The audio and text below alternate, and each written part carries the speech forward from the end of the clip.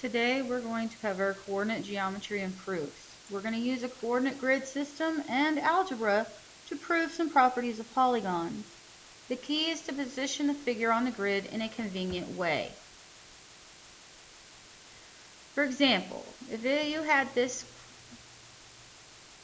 question right here, prove that the diagonals of the rectangle below are equal, you would simply take a look at what you're given.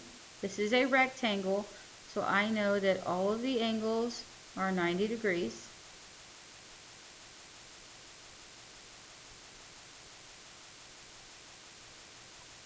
Then I'm going to look at what they're asking me to solve for. They want me to solve for diagonal 1 and diagonal 2. If I take a look, diagonal 2, if I were to cut this rectangle by diagonal 2, I would create a right triangle.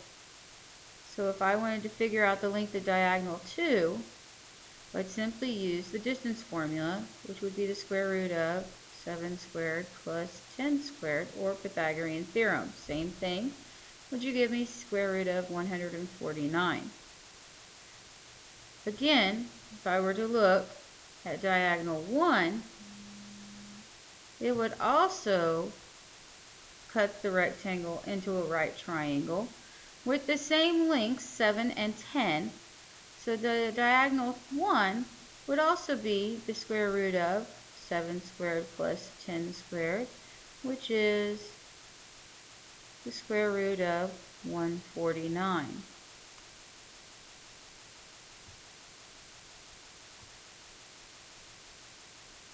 Now, if I look here, I have just proven that diagonal 1 is equal to diagonal 2 in this rectangle. But they're not always going to give you side lengths of your quadrilateral. Sometimes they're just going to give you the prove the diagonals of any rectangle are equal. In this instance, when they say any rectangle, you can't use actual numbers, so you have to assign variables for the numbers in the coordinates.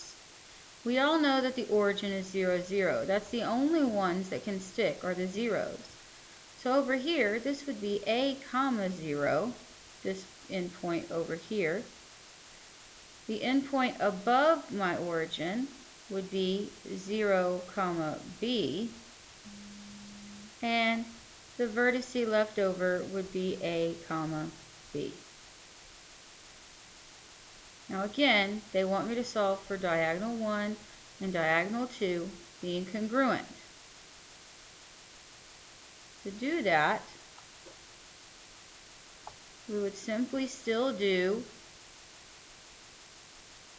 the distance formula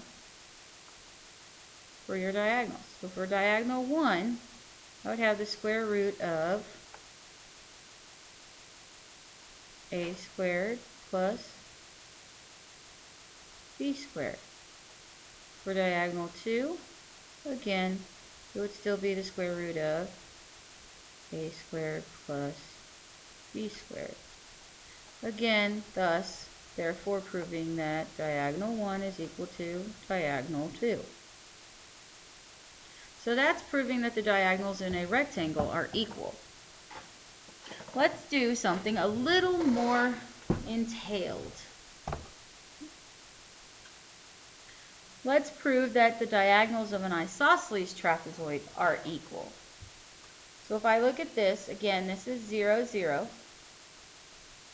Over here, this point would be a 0. Okay?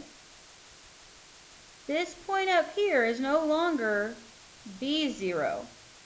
It would be B, comma, C. B because it's not A, but it is the distance to there, which is B. Okay? Then we assign this one over here another variable, and we'll name that D, comma, C. Okay? No, we can't name that D. We don't know what that is, so we need to figure this out. So if I look from the origin all the way to A0 is A, right? But if I look at this vertice, it is not all the way to A. It, in fact, is a little bit before it. Okay? And I just drew the altitude of this trapezoid. Well, I also know that I can draw an altitude right here, too. All right? And the distance from here to here is B. So I know that the distance from here to here is also B. So to get my x value for this vertice, I have to do A minus B. And of course my y value is still C because it is on the vertical line to B comma C. So they have the same y value. So now, again, proving the diagonals are congruent, I would still use the distance formula. So let's do diagonal 1, which would be the square root of A minus B squared minus 0, which would still be A minus B squared, plus, change in y's, C minus 0 squared, which would be C squared. Now diagonal 2, we do the same thing. A minus B squared plus 0 minus C is negative C squared. Now, looking at these, you would probably think, no, those aren't the same. But when you square this negative on this C, it becomes a positive. So which means it turns out to be the square root of A minus B squared plus C squared.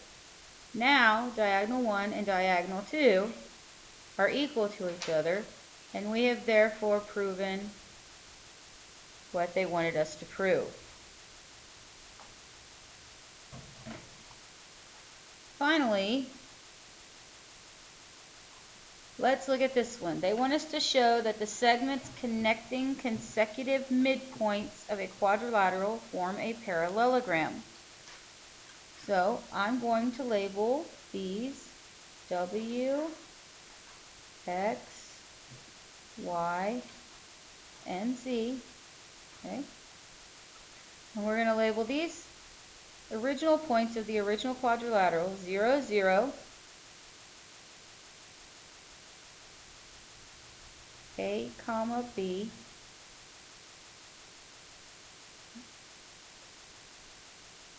this one is going to be labeled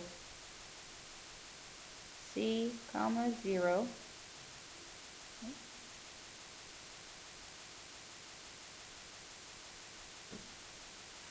And our final one we're going to label G, comma, E. Okay? Alright. Now, they want the consecutive midpoints of the quadrilateral formed of the quadrilateral. So I need to find the midpoints. Okay? So to find what W's coordinates are, I would have to find the midpoint between 0, 0 and AB. You know what? For sake of making this easier, let's change those. Because we know we're going to be dividing by 2, we're going to change these to 2A and 2B, 2D and 2E. This way, everything will cancel out when you divide by the 2, and this would be 2C, comma, 0. Okay? So now when I find my midpoint, I would do 2A plus 0 divided by 2, and then I would be 2B plus 0 divided by 2. Okay? Which would give me A, comma, B for W. So W is A, comma, B. Okay? Now to find Z, I'm going to do 2A plus 2D over 2. And I'm going to do 2B plus 2E over 2. Which would give me A plus D, comma, b plus e. Okay. So a plus b, comma, b plus e. Okay.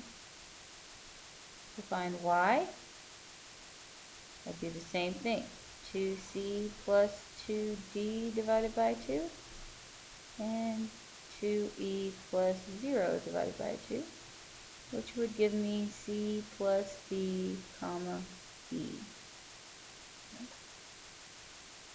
C plus d, comma, e. Mark it on my grid. And last but not least, let's find x, the midpoint, which would be 0 plus 2c divided by 2, and 0 plus 0 divided by 2, which would give me c, comma, 0. Okay? C, comma, 0. Now, for sake of what we're doing here, we don't need to worry about the outside quadrilateral's coordinates anymore. So we're going to go ahead and erase them so as not to get any confusion going on. Because now they want us to prove that the quadrilateral formed by these midpoints is actually a parallelogram. To do that, we can prove many different ways to prove it's a parallelogram. One of the ways is to prove that both sides are congruent. You can do that using distance formula. That's one way. Or you can do it by proving opposite sides are parallel. Both pair of opposite sides are parallel. So we're going to do that. So we're going to find our slopes of these sides. Okay? So here we go. So I'm going to find the slope of WZ, which would be change in y, so b plus e minus b over change in x, a plus d minus a, which would give me e over b. Now let's find the slope of zy. Zy would be c plus d minus, nope, doing the wrong one. You need to put the top, change in y. So e minus b plus e.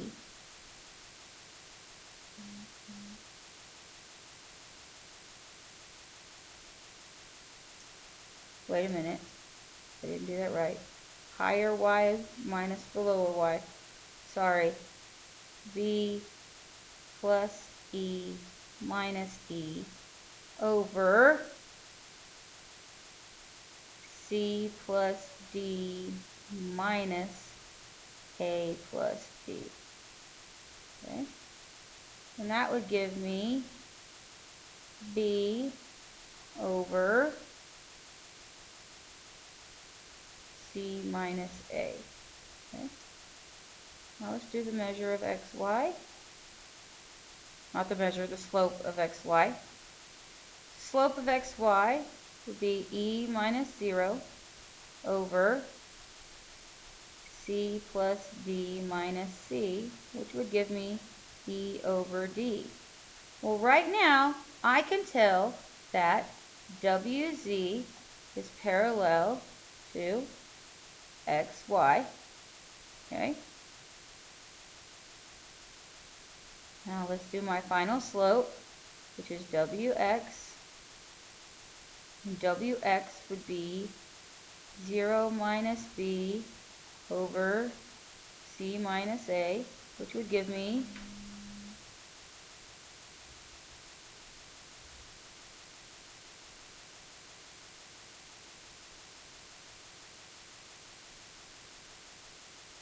negative B over C minus A. This should have also been negative. I don't understand.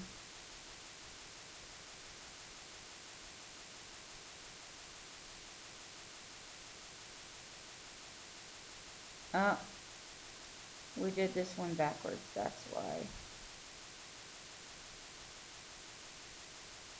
come back up to zy. We did it backwards. If I started with c plus b on the bottom, I've got to start with e on the top minus b plus e. So that would give me the negative. Negative b over c minus a. So that also proves that zy is parallel to wx, therefore proving that quadrilateral wxyz is a parallelogram.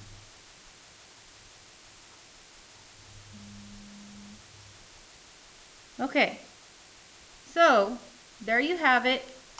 There is how to use coordinate geometry to prove some quadrilateral properties.